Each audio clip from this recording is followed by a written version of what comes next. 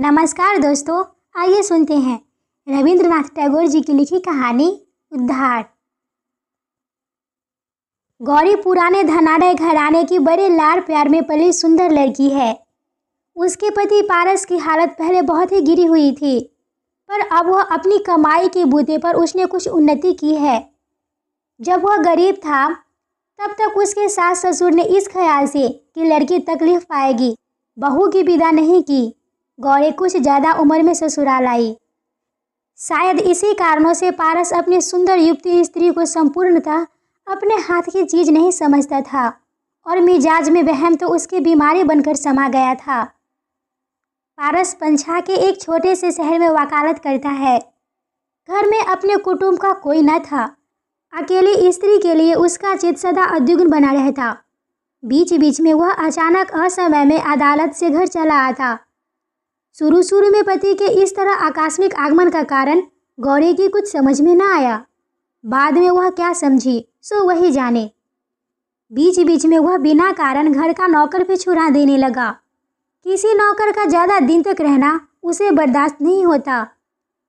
खासकर काम की परेशानी का ख्याल करके गौरी जिस नौकर को रखने के लिए ज़्यादा आग्रह करती, उसे तो वह फौरन ही निकाल कर बाहर करता। तेजस्विनी गौरी को इससे जितनी चोट पहुंचती, उसका पति उतना ही चंचल होकर कभी कभी ऐसा विचित्र बर्ताव कर बैठता जिसका ठिकाना ही नहीं। अंत में जब वह अपने को संभाल न सका और दासी को एकांत में बुलाकर उससे तरह तरह के वहम के सवाल करने लगा, तब सब बातें गौरी को भी मालूम होने लगी। अभिमानिनी स्वल्प भाषिनी नारी अपमान की चोट खाकर हिंसनी की तरह भीतर ही भीतर उफनने और घुमरने लगी और इस उन्मत्त संदेह दंपति के बीच में पड़कर खंड प्रलय की तरह दोनों को बिल्कुल विच्छिन्न कर दिया। गौरी के आगे अपना गहरा संदेह प्रकट करने के बाद पारस की झिझक और शर्म जब बिल्कुल ही जाती रही, तब वह रोजमर्रा कदम कदम पर साफ साफ संदेह प्रकट करके स्त्री से लड़ने लगा। और गौरी जितनी ही गम खाकर मौन अवज्ञा और पैनी निगाहों के तेज तीरों से ऊपर से लेकर नीचे तक उसके सारे बदन में लहूलुहान करने लगी, उसका संदेह का पागलपन मानो उतना ही बढ़ता गया। इस तरह दाम्पत्य सुख से वंचित उस पुत्रहीन तरुणी ने अपना संपूर्ण अंतःकरण धर्म की चर्चा में लगा दिया। हरि भजन सभा के नवीन प्रचारक ब्रह्मचारी परमानंद स्वामी को बुलाकर गौरी ने उनसे दीक्षा मंत्र लिया और भागवत की व्याख्या सुनने लगी। नारी हृदय का संपूर्ण व्यर्थ स्नेह एकमात्र भक्ति के रूप में इकट्ठा होकर गुरुदेव के चरणों में लौटने लगा। परमानंद के साधु चरित्र के संबंध में किसी को कोई भी संदेह न था, सभी उसकी पूजा करते थे। किंतु पारस उनके संबंध में मुंह खोलकर संदेह प्रकट न कर सकने के कारण अत्यंत व्याकुल हो उठा और उसका संदेह अधीर फोड़े की तरह क्रमशः खुद उसी के मर स्थल में कुदेर कुदेर कर खाने लगा। एक दिन जरा सी किसी बात पर जहर बाहर निकल आया। स्त्री के सामने वह परमानंद को दुष्चरित पाखंडी कहकर गाली देने लगा और कहते कहते कह बैठा, तुम अपने सालेग्राम को छूकर धर्म से बताओ तो उस बगुला भगत को तुम मन ही मन प्यार करती हो या नहीं। गौरी पांव तले दबी नागिन की तरह एक क्षण में उग्र रूप धारणा करके झूठी स्पर्धा से पति को छेदती हुई रूंधे हुए कंठ से फुकारती हुई बोल उठी, हाँ करती हूँ, तुम जो करना चाहो सो कर लो। पारस उसी वक्त घर में ताला लगाकर स्त्री को ताले में बंद करके अदालत चला गया। असहाय रोष में आकर गौरी ने किसी तरह दरवाज़ा खोल लिया और गौरी उसी वक्त घर से बाहर निकल गई। परमानंद अपनी एकांत कोठरी में बैठे शास्त्र पढ़ रहे थे और वहाँ कोई भी न था। सहसा गौरी अमेघ वाहिनी बिंदु ललिता की तरह ब्रह्मचारी के शास्त्र अध्ययन के बीच जाकर टूट पड़ी। गुरु ने कहा, यह क्या? शिष्या ने कहा, गुरुदेव, इस अपमान भरे संसार से उद्धार करके मुझे और कहीं ले चलो। अब मैं तुम्हारी ही सेवा में अपना जीवन न्यौछावर करना चाहती हूँ।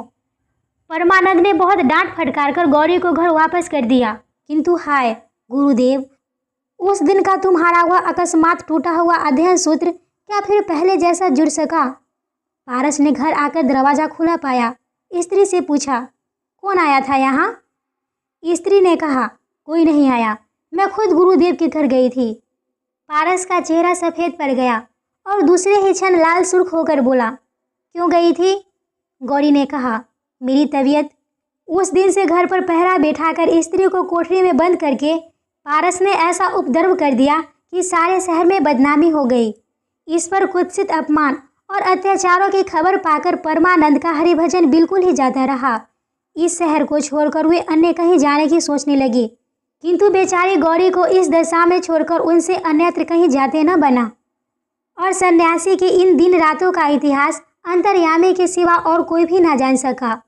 अंत में उस अवरोध की अवस्था में ही गौरी को एक पत्र मिला।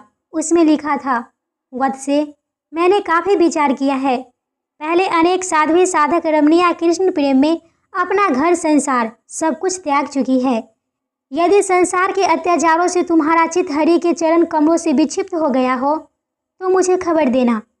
भगवान की सहायता से उसकी सेविका का उद्धार करके उसे मैं प्रभु के अभय प्रदार विद्य में न्यौछावर करने का प्रयास करूंगा। फागुन शुक्ला त्रयोदशी बुधवार के दिन के 2 बजे तुम चाहो तो अपने तालाब के किनारे मुझसे भेंट कर सकती हो। पति उस पत्र को पढ़कर भीतर ही भीतर जल भुनकर खाक हुए जा रहे होंगे। यह सोचकर गौरी मन ही मन जरा खुश हुई, किंतु साथ ही उसका श्रीभूषण पत्र पाखंडी के हाथ पड़कर लांछित होता होगा, यह बात भी उसे सहन नहीं हुई। वह तेजी से पति के कमरे में पहुंची। देखा तो पति जमीन पर पड़ा हुआ बुरी तरह तड़प रहा है। मुंह से उसके झाग निकल रहा है और आंखों की पुतलियां ऊपर चढ़ गई है। पति के दाहिने हाथ की मुट्ठी में से उस पत्र को निकालकर गौरी ने जल्दी से डॉक्टर को बुलाया। डॉक्टर ने आकर कहा, एपोप्लेक्सी, मिर्गी है। रोगी तब तक मर चुका था। उस दिन पारस को किसी जरूरी मामले की पैरवी के लिए बाहर जाना था और सन्यासी का यहाँ तक पतन हुआ था कि उस समाचार को पाकर वे गौरी से मिलने के लिए तैयार थे। सद विधवा गौरी ने खिड़की में से देखा कि उसके गुरुदेव पिछवाड़े के तालाब के किनारे चोर की तरह छिपे खड़े हैं। सहसा उस पर बिजली सी टूट पड़ी। उसने आंखें नीचे कर ली। उसके गुरु कहाँ से कहाँ उतर आए हैं। सहसा एक ही क्षण में उसका भीवत चित्र उसकी आंखों के सामने नाचने लगा। गुरु ने पुकारा, गौरी। गौरी ने कहा, आए गुरुदेव।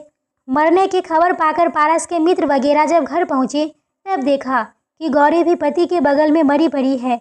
उसने जहर खा लिया था और आधुनिक काल में इस आश्चर्यपूर्ण सहमरण के दृष्टांत ने सती के महातंबे ने सबको दंभ कर दिया।